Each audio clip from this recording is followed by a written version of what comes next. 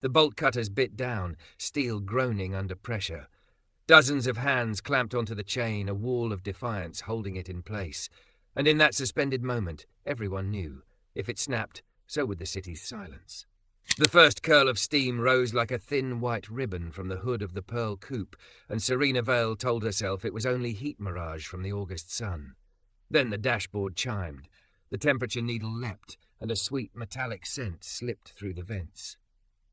She eased the convertible to the cracked curb beside a squat brick building with a hand-painted sign that read, River East Auto, fair, fast, honest. She cut the engine and climbed out, heels clicking, sweat beading at her temples. Serena was a thick, curvy, sexy white lady in a short cream wrap dress that hugged her hips like a secret. The city looked back at her in glass windows and double takes. She'd left Buckhead's marbled foyers less than an hour ago, fleeing a brunch where the mimosas were colder than the conversations. Now, her car had chosen a side street that smelled like oil, grilled onions, and possibility. A man in navy coveralls pushed the bay door wider with one strong forearm, eyes narrowing against the glare. He was tall, all lines and steadiness, skin the warm deep brown of old mahogany, the kind of face that made strangers straighten their posture. He glanced at the plume of steam, then at her. "Kill the ignition," he called, already moving. "It's off," she said, and as he approached, something reckless in her, tired of safe rooms and safer lies, tilted her chin. "You're a mechanic, black man?" The words came out half tease, half test, and immediately too sharp in her own ears. "I mean, obviously you're a mechanic. Sorry, that sounded." He didn't flinch. The smallest smile tugged his mouth. "Name's Malik Carter," he said evenly, "and your radiator's having a worse day than you are." "Serena," she blurted, mortified and fascinated. "Vale, Serena Vale." She gestured at the hood. "Is it going to explode? Because I'd hate to be a headline." "It'll sigh for a while," he said, popping the latch and lifting the hood with a practiced roll of his shoulder. Steam breathed out and vanished. "No explosions today. You smelled the coolant?" "Like sweet metal," she said, then heard herself and laughed. "That's not helpful, is it?" "It is." He leaned in, careful hands probing hoses and clamps, the tendons in his forearms flexing like cables. "Upper hose is cracked. You must have been seeing the temp creep for a bit." He glanced sideways. "Or you've trained yourself not to look." "That obvious?" "Just a guess." He straightened, wiped his fingers and met her eyes. "You can wait in the office. It's cooler." She studied the patch of shadow inside, vinyl chairs, a dented fan, a bulletin board crusted with time, and shook her head. "Can I stay out here? Watch? I promise not to touch anything dangerous." Her smile tilted. "Except maybe you. You're way too handsome to just fix cars." He huffed a laugh, not quite surprised. "Fixing cars is what keeps handsome alive," he said. "Give the engine 20 minutes to cool, then I can swap the hose. You'll be back to ruining brunches in no time." "I ran away from brunch, actually." She leaned on the fender, the dress pulling at her waist like a laced breath. "I got tired of everyone pretending we're happy while counting other people's money." He glanced at the ringless hand on the paint, at the Rolex ghost on her wrist. "You from the side of town where happiness is a line item?" "You know it by the shoes?" she asked. "By the eyes," he said, setting a portable fan to blow across the engine. "Folks who buy comfort can still be exhausted." Serena watched the fan tick, sending damp heat into a gentler current. Inside the bay, a radio whispered old soul through static, a bass line like a heartbeat under everything. Malik's movements were spare and exact, like he believed in not wasting effort. He gathered a new hose, clamps, a jug of water, and waited with the patience of someone who'd already learned the cost of hurrying. She caught herself staring. "How'd you get into this?" she asked. "Engines." "Same way most of us do," he said. "My uncle's driveway, summers, bad cars that needed better hands, then school, then 10 years of proving I wasn't a fluke." He looked up. "How'd you get into whatever you ran from?" Serena's laugh was softer this time. "I was born into it. Vale Properties. We revitalized neighborhoods, which is a poetic way to say we move old hearts out to make room for new money. Meanwhile, I'm the glossy daughter in wrap dresses, smiling for press photos, signing checks for charity. I woke up today and wanted to scream into a cushion until the feathers came out." "Don't ruin the cushion," he said lightly. "Just change the room."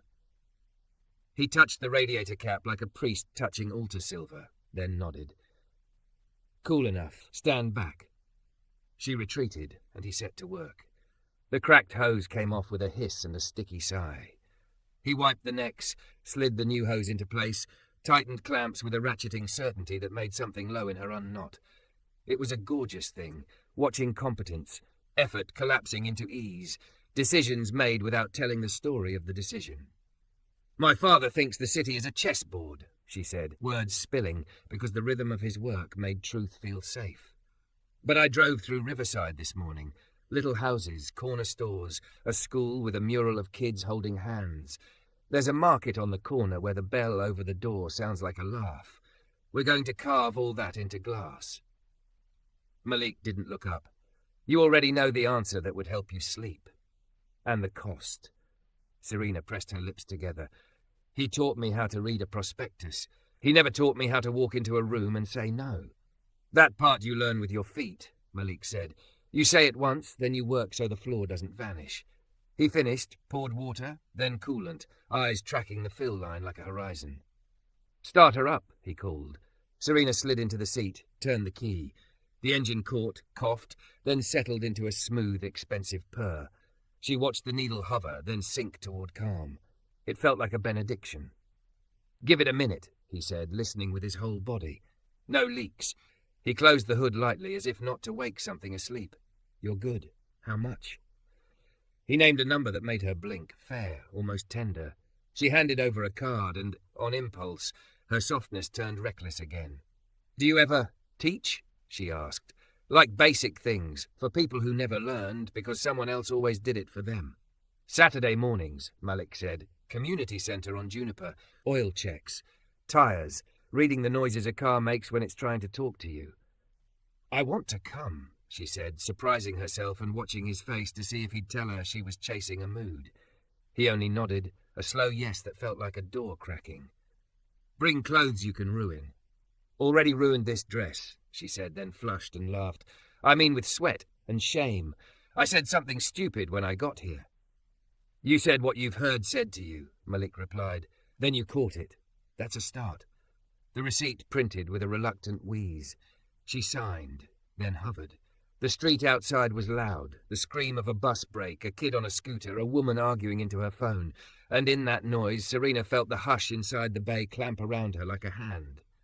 "I'm not good at leaving a moment when I can feel it changing me," she said quietly. "I want to drag it out until it blinks." Malik held her gaze. His eyes were steady, the kind that didn't go hunting. They let truths walk up when ready. "You don't have to decide everything in a day," he said. "Come Saturday. See if what your hands learn can teach your mouth how to speak where it matters." She smiled, felt it go all the way down. "You talk like a pastor," she said. "I talk like a man who got tired of paying interest on silence." Something thumped in the office, someone dropping a box, a muttered curse, and the spell loosened. Serena tucked the receipt into her purse and stepped back into the heat. The sun shouldered her. The city pressed. She slipped on her sunglasses like a shield, then lowered them because hiding felt like the wrong lesson. "Saturday," she said. "Juniper." "8 sharp," he said. "There's coffee that tastes like burnt hope." "I'll bring better," she said, and he smiled, the full version this time, the kind that transformed him from striking to unforgettable. She slid behind the wheel. The car was suddenly an animal that wanted to run. She should go. She should go back to the office where her father would lift one eyebrow and say he'd penciled her into a meeting with men who owned half the skyline. She should climb the stairs to the room where her mirror said good girl and her gut said liar. "Serena," Malik said. Palm on the hood, just enough pressure to make her look up. "If you need a reason to show, here's one. Sometimes the thing that breaks is the only honest part left. You don't have to fix your life today. Just don't ignore the light." She swallowed. "I won't." He stepped back. She pulled away, the coupe whispering its gratitude, and took the first left without thinking, then the next, letting the grid shake loose and deliver her somewhere unfamiliar. The phone buzzed in the tray. Father. She watched the name pulse, then fade. A text followed. Board at 4. Dress appropriately. She parked under a pecan tree, killed the engine, let cicadas stitch the heat shut. Her hands were still vibrating from the idea of turning a wrench. She pictured Malik's easy competence, the way the world made sense in his hands, and let that steadiness anchor her breathing. A shadow moved in the rear view, 2 men leaning against a dark sedan across the street, suits too heavy for the weather, attention too pointed to be casual. One lifted his phone and snapped a photo of her plate. The other looked up and met her eyes through the mirror, expression a polite blank that promised trouble with a gold seal. Serena's pulse skittered. She reached for the ignition, then stopped, fingers hovering, breath caught between the world she knew and the heat-shimmered one that had just opened. The men straightened. One stepped off the curb. The taller one reached her window with a concierge's smile and a cop's eyes. "Miss Vale," he said, using her name like a key he already owned. "Your father asked us to check on you. Overheating reported?" Serena kept both hands on the wheel. "Problem solved. Good to hear." He angled his body just enough to block the sun and the street. "He'd appreciate you making the 4 o'clock. Board hates surprises." The second man photographed her inspection sticker like it had offended him. "And Miss Vale," the first added, "avoid Riverside for a few days. We're moving pieces. Construction sites can be unpredictable." "Is that a threat?" she asked. "It's a courtesy," he said, and stepped back, the kind of retreat that meant they'd only advanced. She drove away with her pulse in her throat and the dashboard blessedly quiet. 3 lights later, her hands turned without permission, carving a path back to River East Auto. The bay doors were open. The shade inside felt like a truce. Malik looked up from a pickup on the lift and read her face before she spoke. "They know where I was," she said. "They always know where I am. And they told me to skip Riverside like it's contagious." Malik shut off the impact driver and set it down carefully. "Sit," he said, nodding at a rolling stool. He brought her a paper cup of water and waited until she drank. "Do you want help being less scared, or do you want permission to be scared?" "Both," she admitted. "You get both." He crouched so they were eye level. "Fear tells you there's a cliff. Courage checks the map for stairs." She exhaled, shaky. "There's a board meeting at 4. Riverside's on the agenda." "Then you already know your first step." He stood, wiped his hands. "Go tell the people with maps what the ground actually looks like." "My father will eviscerate me in front of 12 men with cufflinks older than I am." "Maybe," he said. "Or maybe they'll see a daughter who's done more fieldwork than any of them." He reached to the pegboard, unhooked a small 1/4-inch socket and pressed it into her palm. "Talisman reminds you that problems are assemblies, one turn at a time." Her laugh was a small burst that surprised them both. "That's ridiculous," she said, closing her fingers around the cold chrome. "But it helps." His phone buzzed. He didn't look. She noticed the cracked screen, the smear of grease he hadn't felt. "Saturday?" he asked. 8 sharp, she said. "I'll bring coffee that tastes like hope." "Deal." She stood, feeling steadier. "If men in suits show up, don't let them take pictures of your soul." "They tried last year," he said. "It didn't fit in frame." Vale Properties' conference room was a glass aquarium perched over downtown. The city threw light at its walls and got its reflection thrown right back. Serena arrived 1 minute early, the socket heavy in her pocket, the smell of coolant still ghosting the silk at her collarbone. William Vale didn't rise. He was a lean blade of a man in a navy suit that matched his certainty. Around him, Patterson from legal, a finance VP with a mouth like a stapler, 2 project managers who lived inside spreadsheets, 1 woman Serena knew only as notes. A slide glowed on the wall. Riverside redevelopment, final approval. "Serena," William said like a sentence ending. "You made it." Patterson launched into the overview. Parcels acquired, condemnation underway on holdouts, public comments addressed, projected IRR humming like a hymn. Photographs of aerial grids gave the neighborhood all the life of a diagram. "What about the families we haven't bought?" Serena asked. "Market rate compensation," Patterson said smoothly. "Relocation assistance." "To where?" "Suitable alternatives within budget parameters." She hated the phrase. "Within whose budgets?" "Miss Vale," the stapler-mouth VP said, "we're not here to relitigate settled matters." "I drove Riverside this morning," Serena said. Her voice sounded like it belonged to a braver woman, and she decided to let it. "There's a corner store on Peachtree and 19th that runs tabs for grandmothers. A mural the PTA painted with borrowed ladders. You call it a footprint, but real people live there." Notes pen paused. William's nostrils flared the slightest degree. Our responsibility is to shareholders and the broader tax base. Emotional inventory is not the business we are in. Maybe it should be part of it, she said. The socket in her pocket warmed in her fist. Off the record, Patterson cut in, tone falsely kind. Your proximity to certain, influences may be clouding your judgment. A garage, I believe, on River East. The silence that followed was a velvet rope drawn across her throat. She saw the outlines of the two men from the curb inside their words. She saw the telling and the tracking, and the way a life could be arranged by people who had to see their own hands doing it. Serena swallowed. Are we threatening small businesses now because I had a radiator hose replaced? Don't be theatrical, William said. He leaned forward, voice sharpening to the edge he saved for adversaries. You will not undermine years of work because you felt sentimental on a morning drive. We revitalize stagnation, we create jobs, we fund schools with our taxes. And we push out the people whose kids go to those schools, she said. Enough. He nodded to Patterson. Proceed to vote. A chorus of eyes, efficient as clocks. Serena's no was the lone candle that changed nothing and burned anyway. When it ended, William stood and finally met her eyes like a man deciding whether a painting was worth the wall. Your calendar invites stand, he said. Your schedule returns to normal tomorrow. Cancel whatever extracurriculars you've collected. Saturday's my own, she said, and left before the room could close its jaws. She didn't go home. She drove straight to Riverside, bought a grape soda and a pack of gum she didn't want from the corner store, just for the excuse to look like a person running an errand. The bell over the door laughed exactly the way she remembered. The owner, thick mustache, smile like a neighbour, rang her up and, with a glance at her clothes, asked, You lost? I'm trying not to be, she said. Outside, a little boy dragged a plastic bat through chalk dust, leaving pale trails like comets. A teen adjusted a speaker on his stoop until a slow jam found the air and stitched it to the afternoon. Serena stood on the curb and let the place explain itself without a slide deck. A white city sedan rolled past, slow enough to read her face. The passenger flipped open a clipboard. She memorized the plate, felt foolish, did it anyway. Her phone buzzed. A message from unknown.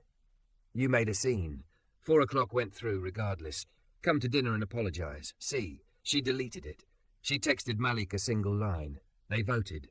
I said no out loud anyway. His reply came on a delay that felt like somebody washing their hands and choosing words, one turn at a time. She typed, erased, typed again. They sent men to warn me. They mentioned your street without saying it. She hovered. Sent, 3 dots. Then, not surprised. Don't let them teach you to whisper. Saturday's still on. She exhaled through her teeth, a sound like something loosening. The sun tilted, making the mural glow. She pressed the socket in her pocket until it left a crescent on her palm and drove back to River East because she didn't want fear to be the last flavour on her tongue. The garage was busier now. 2 bays full, a 3rd car idling, a woman with a stroller rocking it with her foot while she signed a work order. Malik was under the pickup again, boots planted, a lamp throwing a white oval around the problem.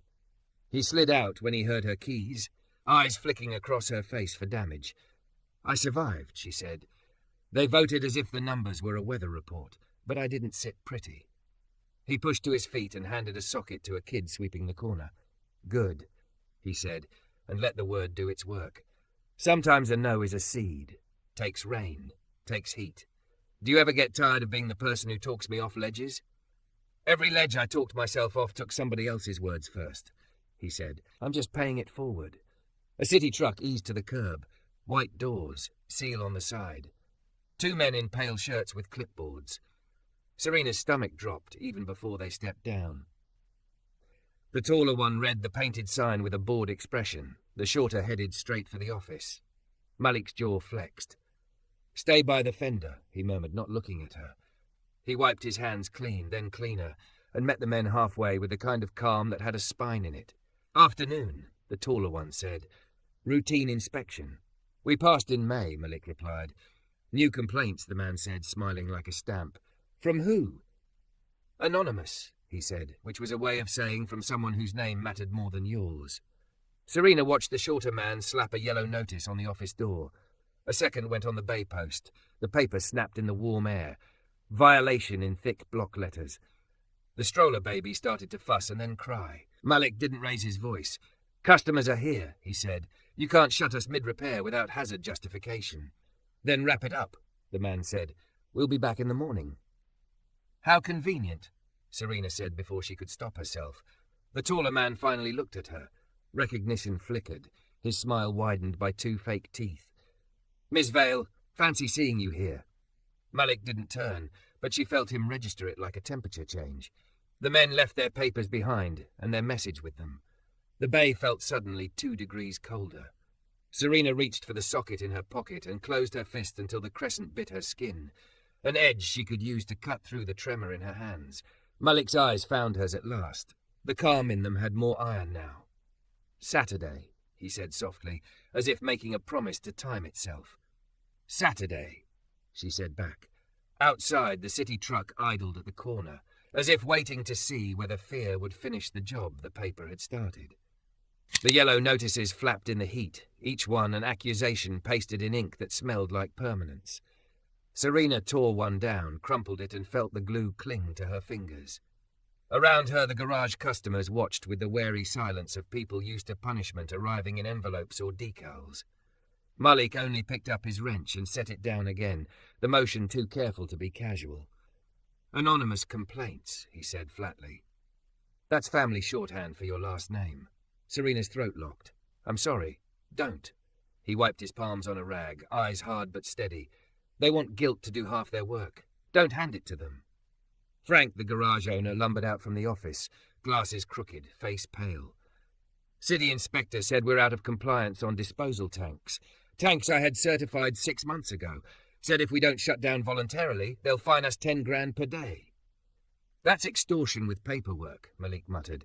He caught Serena's hand before she could speak, his grip rough and grounding. "Let them file it. We'll fight it." Frank's voice dropped to a whisper. "I've got 8 employees. They miss a week's paycheck. Their kids miss rent. I can't fight City Hall." Serena's pulse hammered. Her father's boardroom lines echoed. Profit requires acquisition. Displacement is inevitable. But here, the math was bodies, not numbers. "They're targeting you because of me," she said. "Because I drove my car here. Because you told them no," Malik cut in. "You think they'd let it slide if you'd kept your head down? This is how power works. Find the soft spot. Push until it bleeds." The baby in the stroller wailed harder, mother shushing in Spanish. Serena stepped forward, crouched, stroked the child's tiny fist with her manicured finger until the sobs softened. When she looked up, Malik was watching her with something unreadable flickering behind the anger. "You can walk away," he said quietly. "Still got your board seat, your last name, the safety net they're knitting even while they strangle." "I don't want their net," Serena whispered. "I want—" She faltered, then forced it out. "I want something real." The socket in her pocket pressed its crescent into her thigh like an oath. That night she sat in her childhood bedroom, walls still painted the sea glass green chosen by a designer who never asked her favourite colour. Her mother knocked once and entered without waiting. Grace Vale's pearls gleamed under lamplight, her perfume filling the room like ownership. "Darling, I'm worried about you," she began, tone practised, sympathetic but immovable.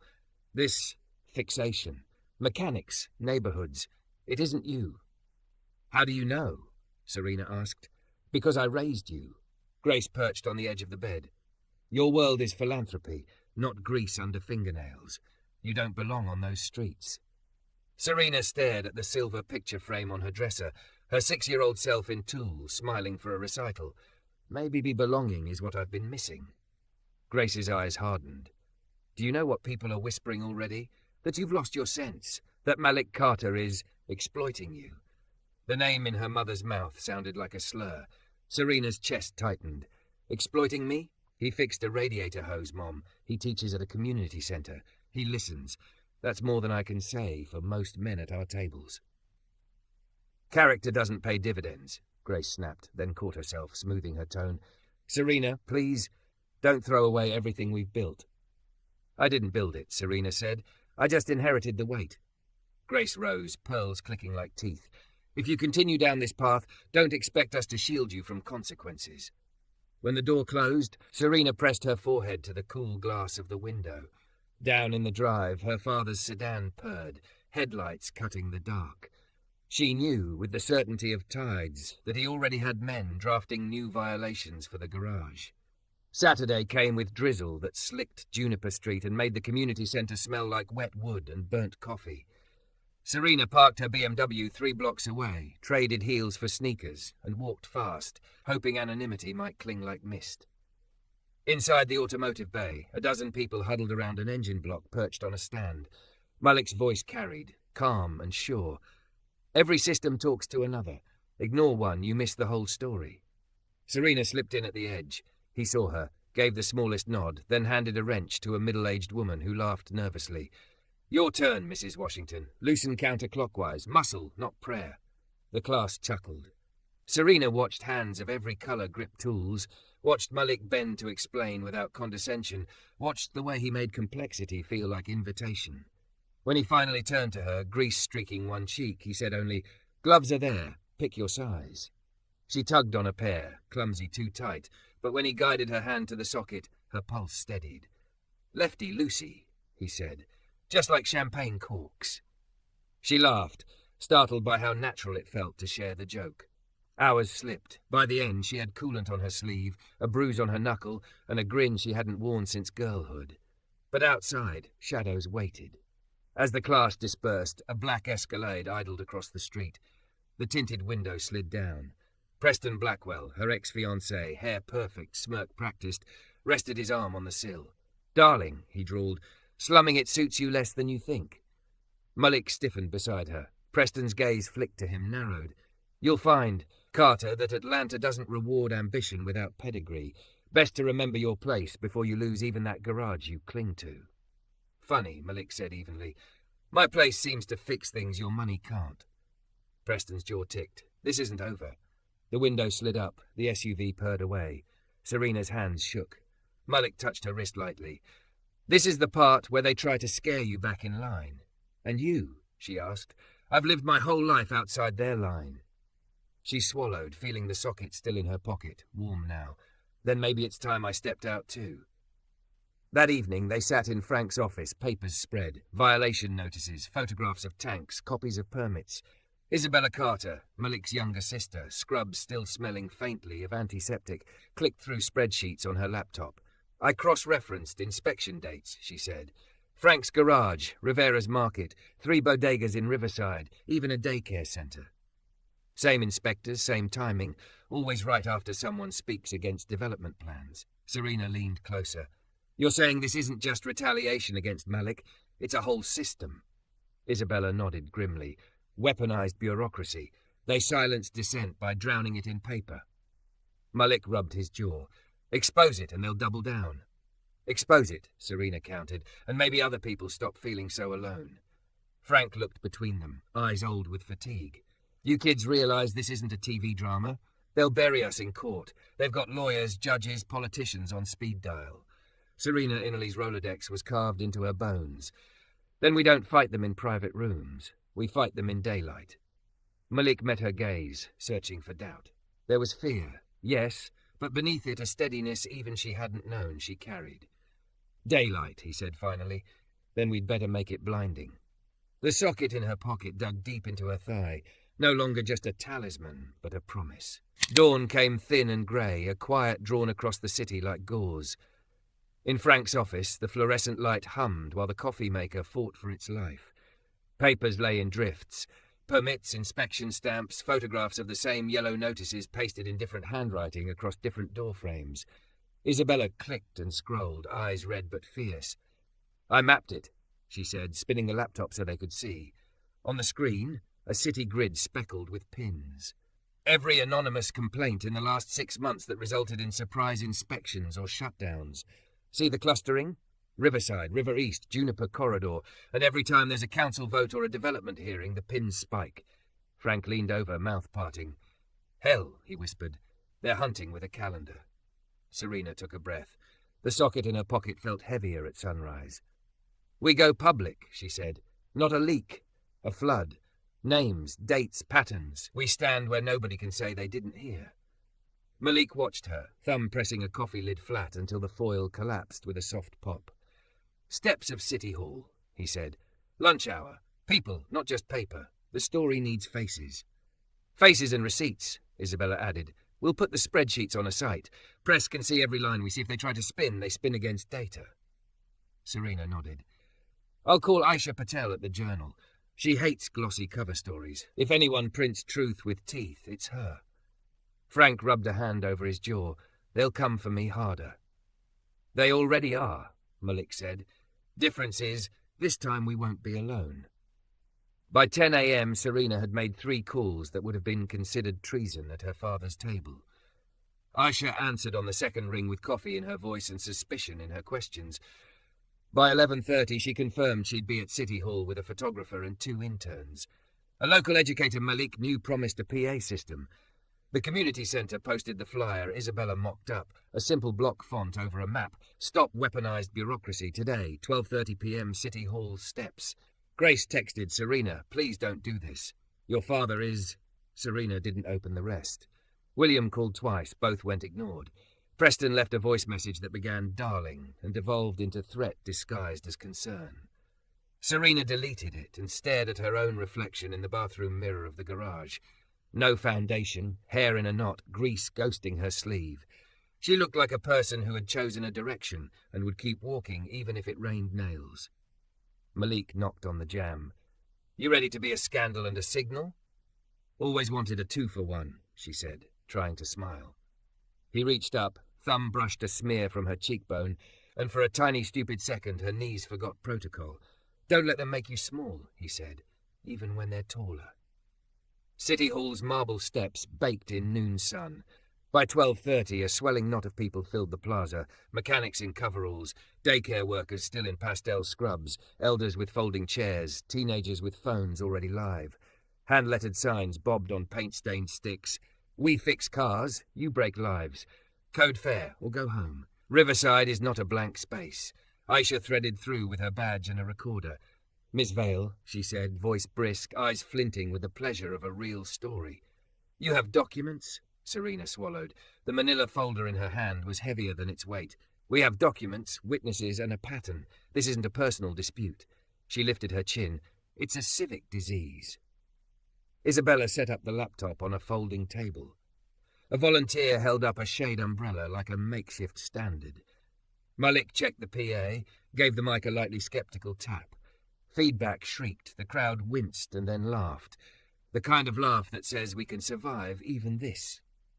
Serena stepped forward and found the spot where her voice settled. "My name is Serena Vale," she began, hearing the ripple as the last name moved through them, a combination of curiosity and a lifetime of headlines. "My family builds things in this city, but I'm not here to talk about towers." She held up the folder. "I'm here to talk about what gets torn down to make them." Phones tilted toward her. The plaza seemed to draw a breath. 6 weeks ago, she went on, I watched a mechanic replace a radiator hose and tell the truth with his hands. Since then, businesses that dared to say no, to displacement, to silence, have been buried in inspections and citations that make no sense. She nodded to Isabella, who lifted the laptop so a nearby camera could catch the map. "This is not random. It spikes when people speak. It clusters where developers want quiet. Murmurs, then shouts, 'Say their names. Which inspectors? Which councilmen?' Isabella took the mic, rattled off dates and departments with a nurse's brisk precision. "We have disposal tank certificates valid through November, yet citations issued in July. We have zoning grandfathered in since 1999, yet orders to rip out lifts without cause." Frank stepped up with trembling hands and held his permit to the camera like a passport. "We passed in May," he said, voice rough. "My guys work safe. We dispose right. You don't got to like us, but you don't get to lie about us." A cheer swelled, ragged but real. Serena saw Mrs. Washington from class in the front row, hands clasped in that anxious way of people who expect to be scolded by clipboards. She smiled, and the woman smiled back, a bridge thrown in a look. Malik finally took the mic. It fit his hand like a wrench. "Every system touches another," he said, using the sentence he'd carved for engines and applying it to the city. "You can't call this development if it's built on silence. You can't call this law if it only lands on people without lawyers. "Whose city?" someone shouted. "Our city," the crowd answered, and for one electric second, Serena felt the steps tilt toward the future. A suited man with a city pin materialized at the edge of the frame, flanked by two police officers who looked like they'd rather be anywhere else. "You can't use amplified sound without a permit," he announced. Malik's mouth tilted. "Good thing we learned to project," he said, and handed the mic back to the volunteer. He cupped his hands around his mouth and raised his voice the way he did in the bay over the whine of tools. "We've uploaded the files," he called, nodding at Isabella, who tapped enter with a little flourish. "Check the link. Read the pattern. Ask why the same names sign the same forms the same week someone says we don't want your luxury condos." Aisha's phone buzzed. She glanced, smile quick. "It's already trending," she murmured, mostly to herself. "They're going to have to answer." Serena's own phone vibrated like a trapped insect. "William, come home now." Final warning. Another text from a number tagged unknown. "Consider the people you're hurting." The message attached was a photo. Frank's garage with a big red circle around the chain at the side gate. The plaza noise receded to a tunnel hum. Serena saw Malik reading her face the way he listened to engines. Small sounds, big meaning. She held the screen up, his jaws set, that quiet iron blooming again. "We wrap here," he said to Isabella and Frank, voice low and quick. "Then we go." "Go where?" Aisha asked, already answering herself. "The garage." They were halfway down River East when they heard it, the hollow clank of chain against metal, the barked orders of men who thought uniforms could do the job of courage. A white city truck idled in the lane, hazard lights ticking like a dare. 3 officers from code enforcement heaved a coil of heavy chain across the bay doors. A 4th held a bolt cutter big as his arm. Frank stumbled to a halt. "You can't lock my doors during business hours." "Emergency suspension," the lead officer said, eyes sliding past Serena and landing on Malik like he was a problem to correct. "Safety hazards." "Show me the order," Malik said. A man in a suit stepped out from shade with a smirk Serena recognized too well. He wore a city council's badge clipped to his belt like borrowed valor. "Orders get shown in court," he said. "Today we secure non-compliant premises." Neighbors spilled from doorways. Mrs. Washington planted herself by the bay, grip white-knuckled on her tote. A teen with a skateboard raised his phone. "We're live," he yelled. 20,000 watching. The suited man glanced toward the camera and put on his polite face. "For the record, we're simply ensuring public safety." "Public safety doesn't look like padlocking a paycheck," Serena snapped. He turned fully then, taking her in, calculation sharpening into recognition. "Miss Vale," he said, as if he'd found a rare coin. "Your father's asked about you." "Tell him I'm busy protecting our city from his friends," she said. The bolt cutters bit into chain, one link pinched with a metallic scream. Serena felt the crowd hold its breath, the way an engine does before it either catches or dies. Malik moved. Not fast, just forward, 1 step, then a second, until he was within the shadow of the bay door. He didn't raise his hands, he didn't lower his eyes. "You lock this," he said calmly, "and Miss Jenkins there can't get her car to work, which means she can't get to her night shift, which means 3 patients wait longer for care. You call that safety?" "Sir, step back," the officer said, hating the script and bound to it anyway. Across the street, an ambulance wailed faint, approaching. Whether coincidence or omen, Serena couldn't tell. She slid the manila folder under her arm, pulled the socket from her pocket, and lifted it high so the camera could catch the small silver truth of it. "Everyone look," she said, voice ringing harder than she felt. "This is what they're afraid of. A city that learns how the pieces fit and refuses to be taken apart." The bolt cutters lifted again. The chain strained. The crowd pressed closer, something in the air coiling tight, ready to decide what kind of place this would be in the next 10 seconds. The cutters snapped down, steel teeth catching the chain, then froze. Not from hesitation, but because 24 hands reached at once. Mrs. Washington clung to the links like they were lifelines. The teen with the skateboard jammed his board between cutter jaws. A mechanic in grease-stained overalls braced the chain with both arms. The officers shouted back, but the sound was swallowed by the crowd. Phones tilted higher, the live stream swelling with comments Serena could hear murmured from nearby screens. The suited councilman's face twisted, but Serena cut him off. stepping onto a cinder block like a pulpit. Her voice rang across the street, sharp and certain, carrying over the people. Applause cracked like thunder. Malik took his place beside her, shoulders broad as barricades. The crowd surged. One officer hesitated, glanced at the camera, and lowered his cutter. Another followed. The councilman barked, but the spell had broken. The ambulance siren wailed closer, then stopped as paramedics jogged into the bodega across the street. For a moment the scene recentered. Real emergencies, real lives. It was as if the city itself reminded everyone what mattered. The suited man retreated, muttering about further action. The city truck pulled away under a chorus of boos. The chain sagged loose, uncut, but no lock hung on it. Serena's knees almost gave.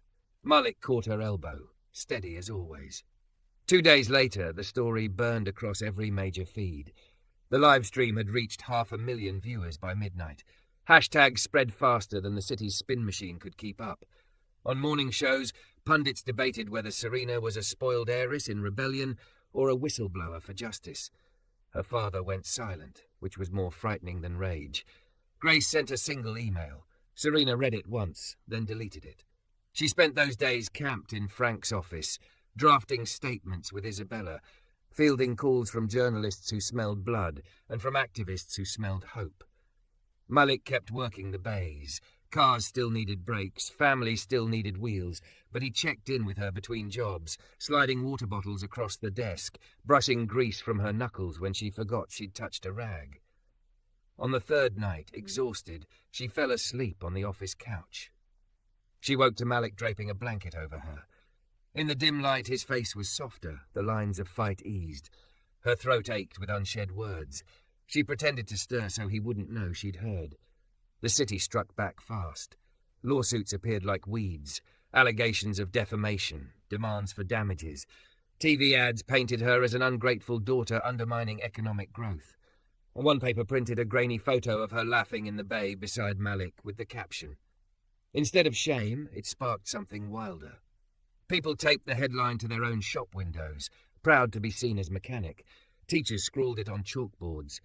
A muralist in Riverside painted Serena holding a wrench like a torch, Malik beside her, neighborhood rising behind. When Serena saw it, her eyes stung. Malik only said she was stuck with him in paint now. The first real victory came in court. Isabella's spreadsheets, coupled with testimony from a dozen small business owners, forced the judge to issue an injunction against further closures until investigations were complete. For the first time, the tide tilted. That night, they gathered in the garage after hours. Frank, Isabella, Malik, Serena, the mechanics, neighbors who had marched. They ordered cheap pizza, grease mingling with melted cheese. Someone poured grape soda into plastic cups and made a toast. To daylight, Frank said, and they echoed. Malik caught Serena's gaze across the room. She lifted her cup. He touched his to hers, and for once the sound of clinking plastic felt like crystal. Weeks stretched into months.